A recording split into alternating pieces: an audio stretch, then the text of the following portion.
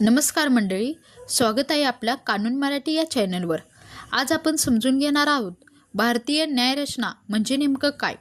भारतीय न्यायरचनेचा अर्थ।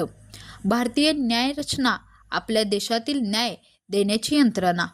ही रचना अशी आहे की प्रत्येक व्यक्तीला न्याय मिळावा कोणत्याही भेदभावाशिवाय।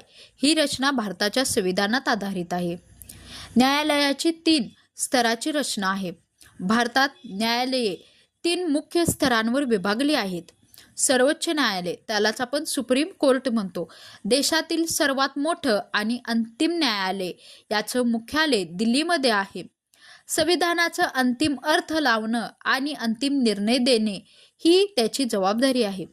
उच्च न्यायालय, हायकोर्ट, प्रत्येक राज्यात किंवा राज्याच्या समूहासाठी एक उच्च न्यायालय असतं।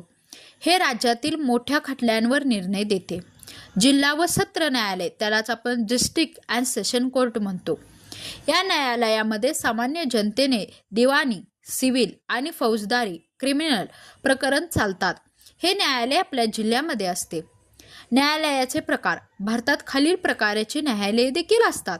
कौटुंबिक न्यायालय, त्यालाच आपण फॅमिली कोर्ट, त्यामध्ये घटस्फोट, पालकत्व, वारसा हक्क ह्या केसेस चालतात।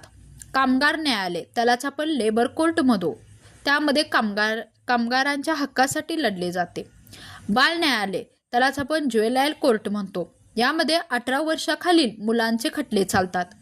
किरकोळ न्यायालय, ज्यालाच आपण लोक अदालत, लहान समोपचार निकाल काढले जाणारे खटले। भारतीय न्यायव्यवस्थेचे वैशिष्ट्य। स्वतंत्र न्यायव्यवस्था, कोणत्याही राजकीय हस्तक्षेपाशिवाय न्याय। लोकशाही मूल्य, सर्व लोकांना समान न्याय। रीट यंत्रणा, नागरिकांच्या मूलभूत अधिकार वाचवण्यासाठी। सामान्य माणसासाठी काय उपयोग। कोणताही अन्याय झाल्यास आपण कोर्टात आपला हक्क मिळवू शकतो।